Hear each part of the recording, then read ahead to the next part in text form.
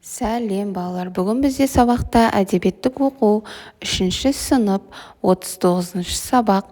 Тақырыбымыз керемет күмбез. Балалар, каналға тіркеліп, лайк басып, қоңыраушаны басып қоюды ұмытпаймыз. Себебі жаңа сабақ сіздерге бірінші болып көрінетін болады.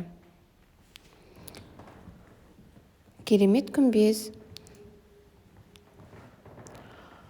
Нақты сәулет өнері керемет күмбез. Нақты ақпараттарды табасың және сызбаға түсіресің. Бірінші тапсырма.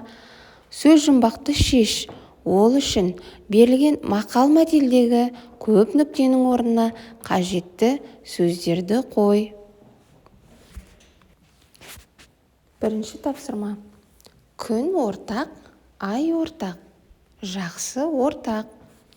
Екінші, жақсылардың үлгісі жанып тұрған шамдай. Үшінші, ырыс алды, ынтымақ. Әдепті бала, арлы бала. Еріншектің ертеңі бітпес. 100 теңгең болғанша 100 досың болсын. Балалар, яғни сөз жұмбақтың жауабы күмбез деген сөз шықты, көп нүктенің орнына мақал-мәтелдегі дұрыс сөздерді, қажет сөздерді қою арқылы біз сөз жұмбақты шештік. Күмбез. Екінші тапсырма. Мәтінді түсініп оқы. Керемет күмбез. Жас Ахметтің зеректігі мен алғырлығына қызыққан бір ғалым оны Иранға алып кетіп оқытқан деген сөз бар. Шығыстың дін орталықтары мен ірі қалаларын, тұрмысы мен кәсіп тіршілігін көзбен көрген жас жігіт өзінің білімі мен түсінік танымын кеңейтеді. Өмірге деген өз көзқарасын қалыптастырады. 17 жасқа толған соң ақын туған жері Түркістанға оралып, сол кезде аты ғана бар Яссы деген жерге қоныс тебеді. Содан соң жерге жұрт біртіндеп жиналып, қалаға айналады. Кейінгі ғасырларда Яссауидің аты жайылған соң бұл мекен дін және мәдениет орталығы ретінде танылды.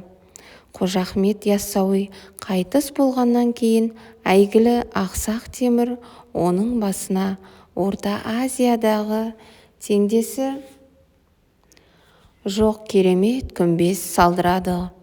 Ғимараттың биіктігі 37 метрден асады. Бұл кесене әлі күнге аспанмен таласып, сән сәулетін бұзбай асқақ тұр. Керемет күмбез қазір әлемдік мәдени мұралар қатарына енген. Қожа Ахмет Яссауи кітабынан. Үшінші тапсырма. Мәтіннен қандай ақпарат алдың? Сызбаға түсір. Туған жері Түркістан, оқыған жері Иран.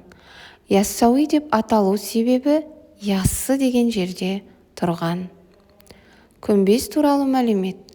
Күмбез биіктігі 37 метрден болады. Кесене туралы ол күмбездің әлемдік мәдени мұралар қатарында. Кесене туралы сенің ойың.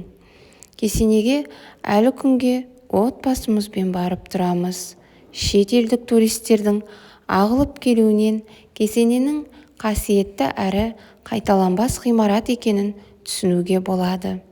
Араға қанша ғасыр салып, бояулары өшпей, қабырғасы түспей тұрған бұл кесенеге ғалымдар да әлі күнге дейін таңдана қарайды.